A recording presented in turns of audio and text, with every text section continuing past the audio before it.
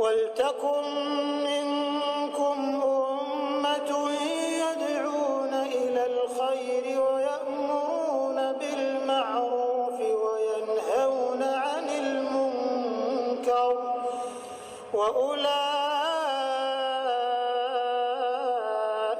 هُمُ الْمُفْلِحُونَ.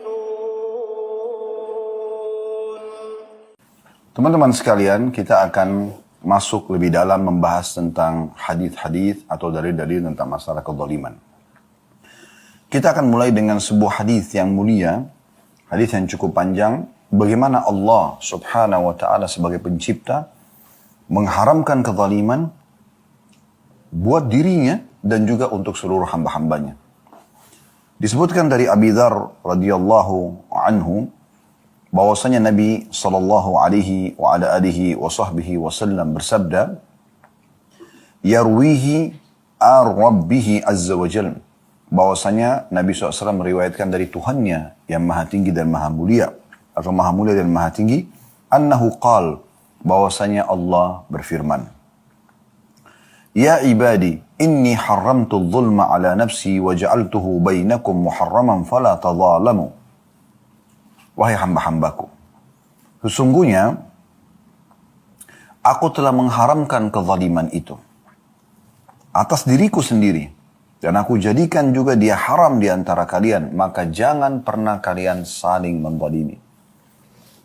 Jangan menyakiti, gunjing dan fitnah, jangan mengambil materi, jangan menyakiti fisik, jangan masuk ke zona dan ranah orang lain.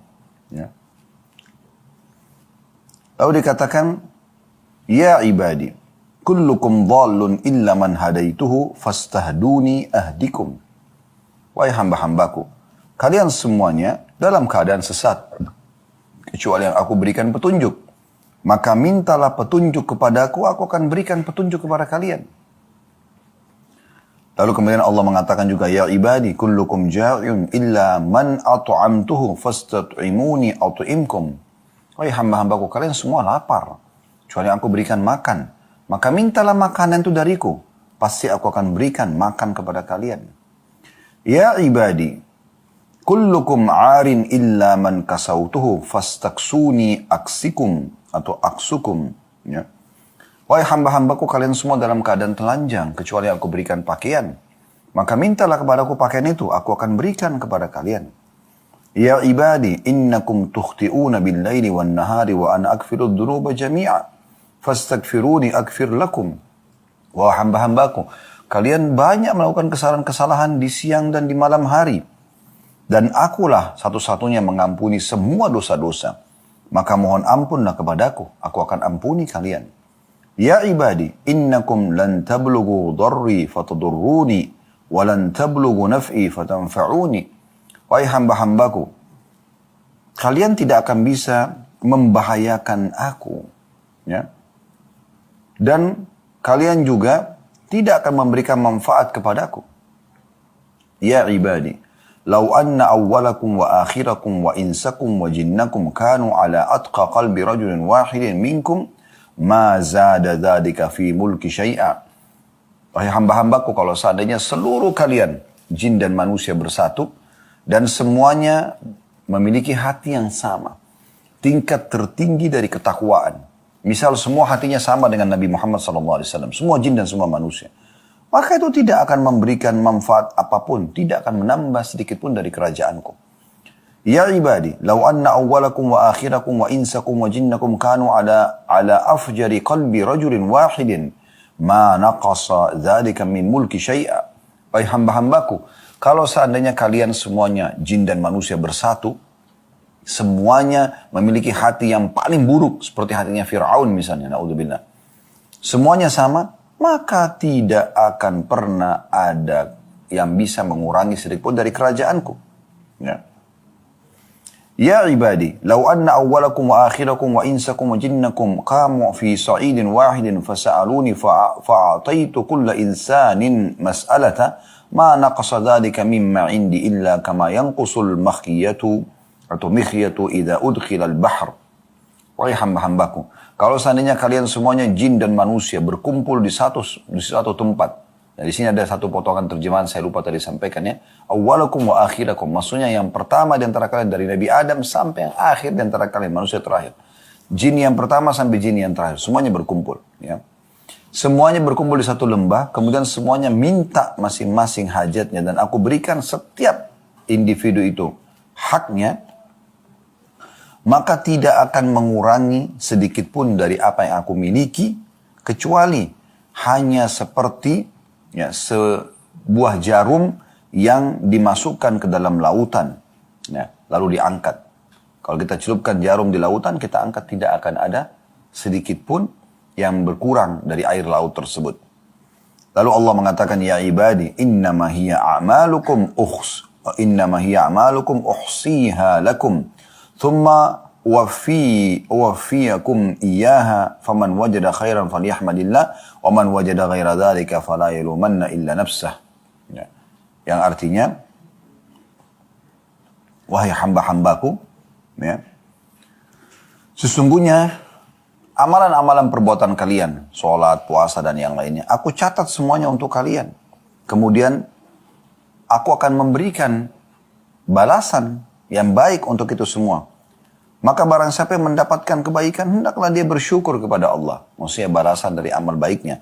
Dan barang siapa mendapatkan selain daripada itu karena berbuat dosa dapat hukuman, maka janganlah sekali-kali ia menyalahkan kecuali dirinya sendiri. Hadis ini diriwayatkan oleh Imam Muslim. Dari hadis yang panjang lebar ini, kalau kita ingin jelaskan tentu cukup panjang lebar.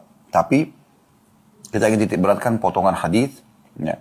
Potongan pertama hadis, ya ibadi inni haramtu dhulma ala nafsi fala tadhalamu. Wa waja'altuhu muharraman bainakum fala tadhalamu. Dari hamba-hambaku sungguhnya aku haramkan kezaliman atas diriku dan aku jadikan haram di antara kalian, maka jangan kalian saling menzalimi. Ini jadi saksi bahasan kita, ya. Dan subhanallah, hadis-hadis seperti ini kalau didengarkan oleh para ulama salaf, maka mereka ketakutan sekali. Takut sekali, ya. Karena bagaimana Allah subhanahu wa ta'ala melarang kezaliman dan dirinya dan melarang semua hamba-hambanya, lalu kemudian Allah perjelaskan yang mengharamkan untuk kalian itu adalah yang telah memberikan kalian makan, memberikan kalian pakaian, ya, dan segala macam yang disebutkan dalam hadis tadi. Maka mereka takut sekali, mereka langsung bersungkur, berlutut, takut kepada Allah subhanahu wa ta'ala. Dan akhirnya mereka lebih hati-hati setelah itu. Disebutkan dalam sebuah riwayat, Sa'id bin Musayyib rahimahullah berkata, Kana Abu Idris al-Khawlani, bahwasanya Abu Idris al-Khawlani, salah satu ulama yang masyhur di kalangan tabi'in, idza haddatsa bihadzal hadits jatha ala rukbatayhi. Kalau dia menyampaikan tentang hadis ini, membacakan, maka dia langsung tersungkur berlutut karena takutnya kepada Allah subhanahu wa ta'ala. Ini baru baca hadisnya, mereka sudah seperti itu. Subhanallah, kita kadang-kadang dibacakan hadis, dibacakan ayat, diberikan penasihat, mendengarkan ceramah sampai 1 jam, 2 jam, tapi semua tidak ada manfaatnya. Tidak menyentuh dan tidak mengubah hidupnya. Tidak ketakutan dengan masalah-masalah seperti ini. Padahal ini berbahaya sekali. Ya, ini berbahaya sekali. Saudaraku seiman, Syekh Abdul Muhsin Al-Abbad hafizahullah, salah satu pengajar yang masyhur, ya Masya Allah, Allah berikan keberkahan panjang umur sampai sekarang masih mengajar di Masjid Nabawi. Dan beliau fokus membahas hadis, terutama Sunan An-Nasa'i. Dan anak beliau, Profesor Dr. Abdul Razak Al-Abbad yang masyhur, ya, beliau juga pengajar di Masjid Nabawi, Masya Allah. Allah berikan keberkahan luar biasa di keluarga ini. Karena ayah dan anak dua-duanya ulama. Beliau mengatakan dalam Fathul Qawi, atau Fathul Qawi, ya.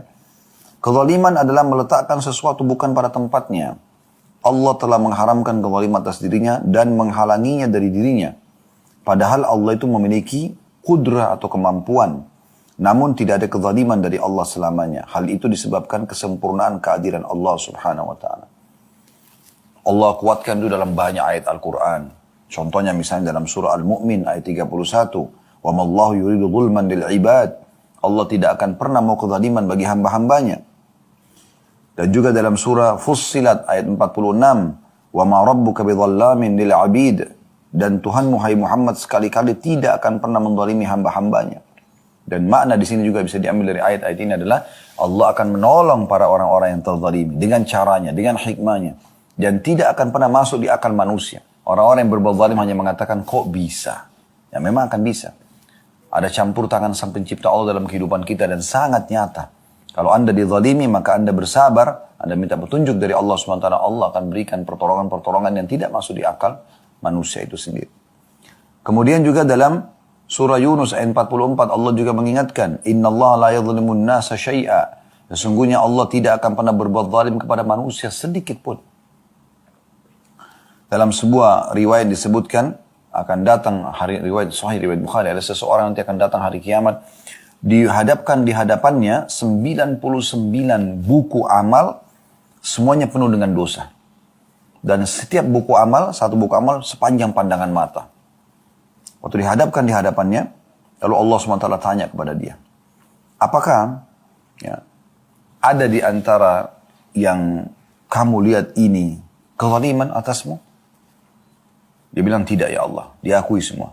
Lalu Allah mengatakan, apakah ada malaikat-malaikatku yang menzalimimu? Mencatat yang tidak kau kerjakan misalnya? Dia mengatakan tidak ya Allah. Allah mengatakan, apa kau punya alasan kenapa kau kerjakan semua ini? Maka dia mengatakan tidak ya Allah. Maka Allah mengatakan pada hari ini tidak ada kezaliman. Ya. Maka Allah mengatakan, apa kau punya amal? Dia bilang, amal apa ya Allah yang bisa mengimbangi semua dosa-dosa ini? Allah mengulangi lagi, maka kau tidak akan dizalimi pada hari ini. Lalu Allah Subhanahu wa taala memerintahkan mengeluarkan sebuah kartu. Dalam hadis ini dikatakan bitaqah. Tulisannya 2 kalimat syahadat. Asyhadu an la ilaha illallah wa anna Muhammad Rasulullah. Lalu ditimbang di timbangan amal solehnya, maka terlemparlah semua dosa-dosanya tersebut. Terkalahkan dengan itu. Lalu kata Nabi SAW, ketahuilah tidak ada yang akan mengalahkan nama-nama Allah di timbangan amal pada hari kiamat nanti. Tapi di sini Allah sama sekali tidak menzalimi hambanya. Amal-amal soleh pun yang sudah kita lakukan dari awal kita balik, yang kita sudah lupakan amal itu, Allah akan ingatkan nanti di hari kiamat. Tidak ada satu pun yang tersembunyi. Sebagaimana juga dosa yang tidak sempat kita tobat darinya, akan diperlihatkan semua itu. Ya. Di dalam surah An-Nisa juga ayat 40 Allah mengingatkan, Inna Allah la yadhlimu mithqala dzarrah. Allah tidak akan pernah menganiaya seseorang walaupun seperti biji sawi. Juga dalam surah Thaha, ya, Allah Subhanahu wa taala menyebutkan ayat 112, "Wa may ya'mal minas salihati wa huwa mu'minun fala yakhafu dhulman wala hadhma." Barang siapa mengerjakan amal-amal saleh dan ia dalam keadaan beriman, maka ia tidak perlu khawatir akan perlakuan tidak adil terhadapnya dan tidak pula pengurangan atas haknya. Ya. Dalam ayat yang masyhur juga Anda sudah tahu, "Wa may ya'mal mithqala dzarratin khairan yarah." Siapa yang berbuat seperti biji sawi dari kebaikan pasti diperlihatkan dan pasti akan diterima balasannya. Wa may ya'mal mithqala dzarratin syarran yarah. Siapa yang berbuat seperti biji sawi dari keburukan, maka dia akan diperlihatkan dan akan dihukum. Ibnu Rajab Al-Hambali rahimahullah mengatakan, Allah menciptakan perbuatan hamba, di dalamnya terdapat suatu bentuk kezaliman yang dilakukan oleh hamba tersebut. Maka ia tidaklah berarti bagi Allah, ya. Maka itu tidak berarti Allah itu zalim. Sebagaimana Allah juga tidak disifati dengan sifat-sifat jelek lainnya yang dilakukan oleh hamba. Walaupun setiap perbuatan hamba adalah makhluk dan takdir atau ketetapan Allah. Allah tidaklah disifati kecuali dengan perbuatannya saja dan tidak disifati dengan perbuatan hamba-hambanya. Setiap perbuatan hamba adalah makhluk dan ciptaannya. Namun Allah tidaklah disifati dengan sesuatu dan dari perbuatan hamba tersebut. Allah hanyalah disifati dengan sifat-sifat dan perbuatan yang dia lakukan sendiri. Diambil dari buku Jami' Ulum wal Hikam, jilid 2 halaman 36.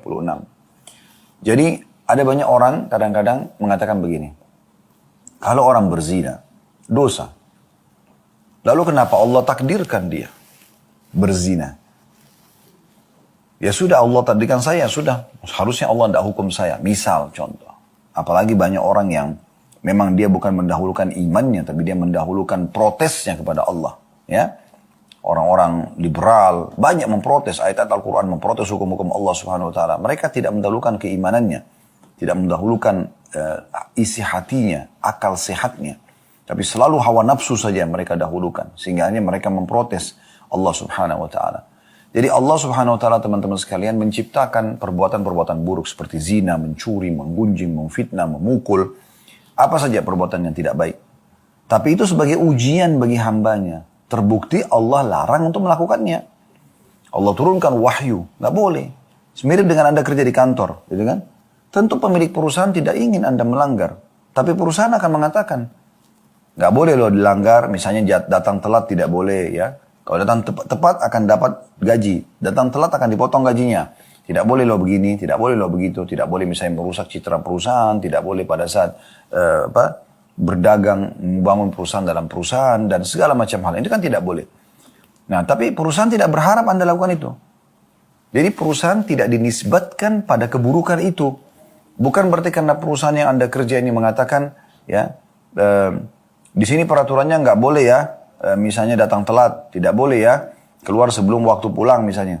Terus Anda mengatakan, oh kalau perusahaan itu sebenarnya ya dia fokus ke masalah telatnya pegawainya. Bukan begitu. Karena perusahaan tidak ingin itu. Perusahaan ingin semua orang yang mendaftar jadi pegawainya bekerja maksimal. Dia dapat manfaat, pegawai juga dapat manfaat, kan begitu. Tapi itu diberikan peringatan, warning di situ supaya orang tidak melakukannya. Begitu. Jadi Allah SWT menciptakan perbuatan-perbuatan buruk ini untuk peringatan bagi hamba. Ujian bagi mereka. Jangan lakukan ya. Allah berharap, buktinya Allah larang dengan ancaman-ancaman. Dan Allah berikan kesempatan taubat bagi orang yang sudah terlanjur salah. Tapi perbuatan-perbuatan baik semuanya dimotivasi untuk Anda kerjakan. Dengan janji-janji yang positif. Misalnya lawan berbohong adalah jujur. Lawan memukul misalnya memaafkan. Misal contoh ya. Lawan menggunjing misalnya kita malah memuji dan seterusnya. Dan juga Nabi SAW mengingatkan tentang bahayanya terutama berbuat zalim kepada hamba-hamba Allah. Hati-hati. Kata Nabi SAW dalam hadis riwayat Bukhari Muslim, fa inna dima'akum wa amwalakum wa a'radakum bainakum haramun ka hurmati yaumikum hadha fi syahrikum hadha fi baladikum hadha. Sesungguhnya darah nggak boleh ditumpahkan sembarang, nggak boleh main tonjok orang, buat berdarah tubuhnya. Harta nggak boleh diambil yang bukan hak kita. Dan kehormatan di antara kalian, nama baik, ya, nggak boleh dirusak. Itu haram hukumnya. Sebagaimana Allah telah haramkan dari kalian, ya, sebagaimana haramnya hari ini. Hari itu adalah hari, ya, musim haji, ya, hari-hari musim haji di bulan Zulhijjah. Ini haram berbuat dosa, gitu kan? Akan dilipat gandakan hukumannya. Di bulan kalian ini, di hari itu, hari Arafah, tanggal 9 Zulhijjah. Bulan ini maksudnya bulan Zulhijjah, dan di negeri kalian ini maksudnya di Mekah, atau di wilayah haram Mekah. Maka ini harus hati-hati, jangan sampai melakukan kezaliman-kezaliman. Karena semua itu akan berat, sebagaimana sudah kita jelaskan tadi. Kemudian juga hadis yang masyhur, ya, yang sudah sangat masyhur sekali hadis tentang orang yang bangkrut pada hari kiamat. Muflis. Ya. Nabi SAW sudah ingatkan. Apakah kalian tahu siapa itu muflis? Orang yang bangkrut. Maka kata para sahabat, ya Rasulullah, orang yang tidak ada dirham dan dinarnya. Kata Nabi SAW, bukan itu. Tapi orang yang muflis, orang yang bangkrut adalah orang yang datang hari kiamat telah membawa, ya, pahala lengkap, sholatnya, puasanya, sedekahnya, hajinya. Tapi sisi lain pernah memukul orang ini, pernah menzalimi orang itu, pernah mengambil hak orang ini, pernah tidak mengembalikan hak orang itu. Au kama qala Nabi SAW, kemudian akhirnya datanglah orang-orang ini menuntut semuanya. Dan diberilah pahala-pahala dia, sebagaimana kami sampaikan tadi, hati-hati. Ya. Anda yang sholat, Anda yang puasa, Anda yang sedekah, Anda yang haji dan umroh, tapi orang lain yang panen nanti menikmatinya di akhirat karena Anda menggunjing dia, memfitnah dia, atau mengambil materi dari dia, atau menyakiti fisiknya. Ya. Dan tidak sempat Anda minta kehalalannya di dunia. Ya.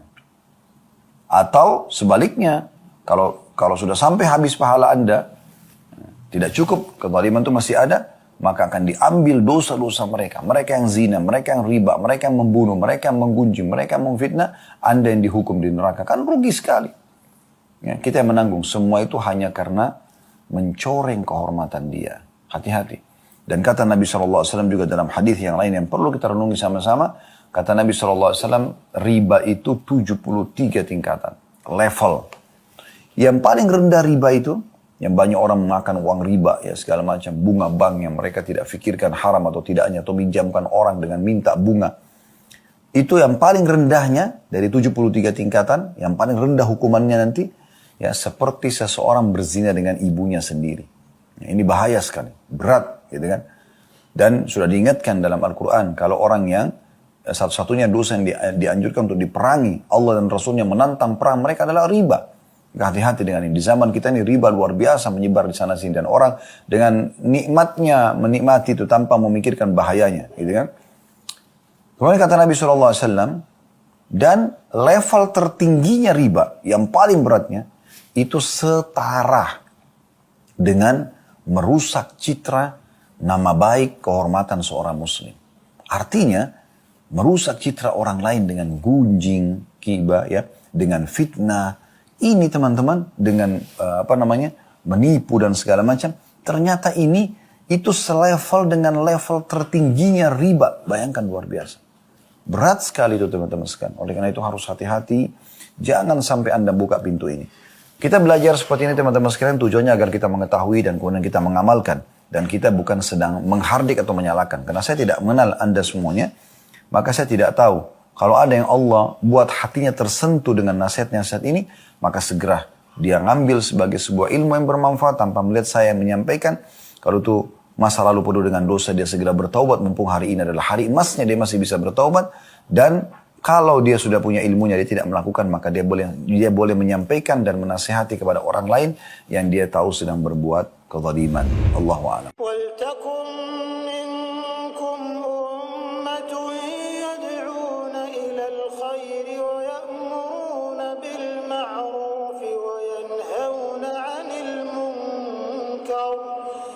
وأولئك